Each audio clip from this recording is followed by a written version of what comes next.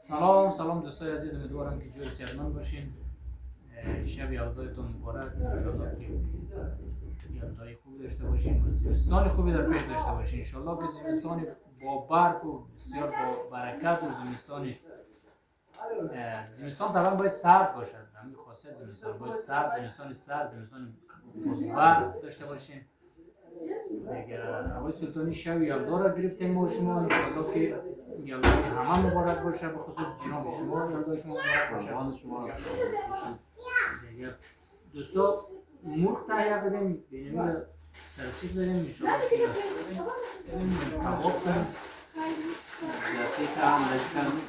تشکر علامت من بنابراین شب یلدا و تمام دوستان تبریک میگم خدمت شما و دیگر دوستان حضور دارند.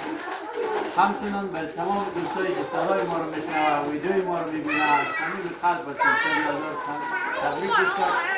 یک زمستان پر از برکت، پر از برف برشان آرزو دارم.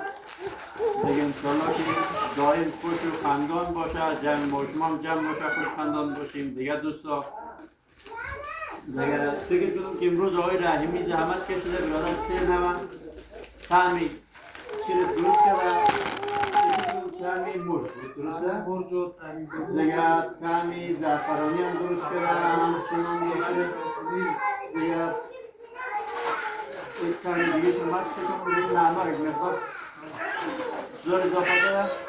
دیگه زحمت زیاد کشیده، دستش درد نکنه انشالله. دیگه ما خوشی و سلامتی دوستان رو میخوایم انشالله جمع و شما که جمع باشه. برادر مهاجرت بسیار با کوشش کاری گرفتیم. آقای رحیمی شما مسئول خرید بودین. بله سلام در خدمت همه دوستانم، سلام به همه ویدیو ببینن. به خصوص شب یلدا رو بهشون تبریک میگم.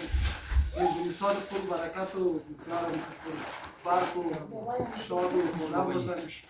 یا همه دوستان دیگه همین شب بخیر یک شب یلدای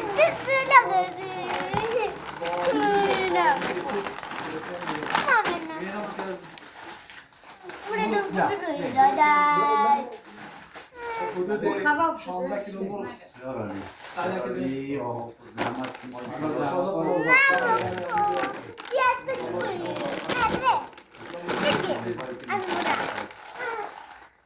بسیار تشکر از فیلمبردارم، تشکر میکنیم که فیلم گرفتن تهیه کردن. خیلی ممنون، خداحافظ و خوش.